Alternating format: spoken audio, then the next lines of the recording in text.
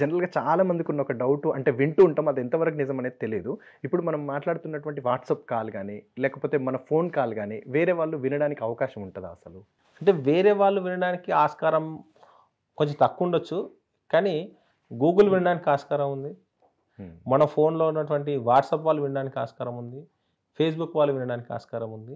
రకరకాల యాప్స్ ఏమేమి ఉన్నాయో వాళ్ళందరూ వినే ఆస్కారం ఉంది. సార్ వాడికేం లాభం? మన ఇద్దరం ఇది మాట్లాడుకుంటున్నాం. ఇది వింటే వాడికేం లాభం? వాళ్ళు ఏం చేస్తారంటే ప్రతి కంపెనీ కూడా ఇదంతా జరుగుతుంది డిజిటల్ మార్కెటింగ్ మీదే. డౌట్ నేను చెప్తాను. గూగుల్ వారి మీద కొన్ని వందల మంది రిజిస్టర్ చేసుకుంటారు. మా ప్రోడక్ట్ సేల్ చేయాలి. అప్పుడు మనం మాట్లాడుతున్న క్రమంలో ఐకియా షాపింగ్ గురించి మాట్లాడుతున్నాం, లేకపోతే నోకియా ఫోన్ గురించి మాట్లాడుతున్నాం, లేదంటే ఒక కియా కార్ గురించి డిస్కస్ చేసినాం అనుకో, ఇమీడియట్లీ అక్కడ బాట్స్ కియా అనే వర్డ్ ఎక్కడి నుంచి వచ్చింది పిక్ చేసుకుంటుంది. కియా అనే వర్డ్ సతీష్ మల్లేష్ అనే వాళ్ళు మాట్లాడుకుంటారు. సతీష్ మల్లేష్కి ఇద్దరికి నెంబర్స్ కియా వానికి పంపిస్తాడు.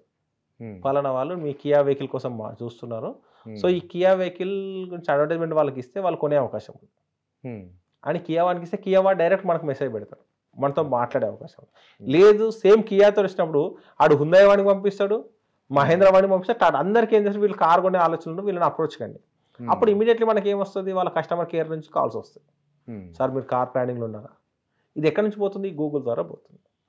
మనం రెగ్యులర్ మాటలు వాడికి అవసరం లేదు, కానీ బిజినెస్ రిలేటెడ్ మాటలు వాడు తీసుకుంటాడు. ఎందుకంటే ఫర్ ఎగ్జాంపుల్ ఇప్పుడు నేను మీతోటి కార్ కొందాం అనుకుంటున్నాను, OLXలో చూడాలనుకుంటున్నాను అన్నాను అనుకోండి, దానికి సంబంధించినటువంటి యాడ్స్ మన దాంట్లో అవుతుంది. ఎందుకంటే మనం ప్రతి ఫోన్కి ప్రతి యాప్ ఇన్స్టాల్ చేసినప్పుడు మనం మైక్రోఫోన్ యాక్సెస్ ఇస్తున్నాం.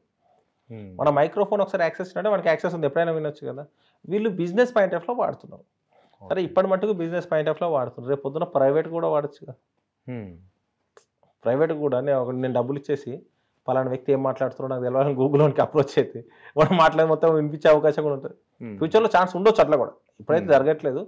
అటువంటి స్కోప్ కూడా ఉంది. ఎందుకంటే ఫోన్ నీ దగ్గర ఉందంటే నువ్వు ఒక ప్రైవేట్ ప్లేస్లో లేనట్లే, నువ్వు సీక్రెట్ మాట్లాడుతున్నట్టు ఎవడో కూడా వింటున్నట్లే.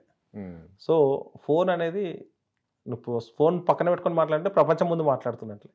ఓకే, కాబట్టి ఏదైనా పర్సనల్ విషయాలు మాట్లాడాలి, లేకపోతే ఇంపార్టెంట్ విషయాలు డిస్కస్ చేయాలి, లేదంటే మీటింగ్ సంబంధించి ఉన్నప్పుడు ఫోన్ స్విచ్ ఆఫ్ చేసి మాట్లాడుకోవడం బెస్ట్, లేకపోతే ఇంటర్నెట్ ఆఫ్ చేసుకొని మాట్లాడుకోవడం బెస్ట్, లేకపోతే వేరే రూమ్లో పెట్టుకొని మాట్లాడుకోవడం బెస్ట్. అంటే మరీ ప్రతి విషయం కాదు, కొన్ని మరీ ఇంపార్టెంట్ విషయాలు ఉన్నప్పుడు అలా చేస్తే కొంచెం సేఫ్ కావడానికి ఖచ్చితంగా ఎవరొకరు మనం మాట్లాడేది వింటారు, దాంట్లో డౌట్ లేదు.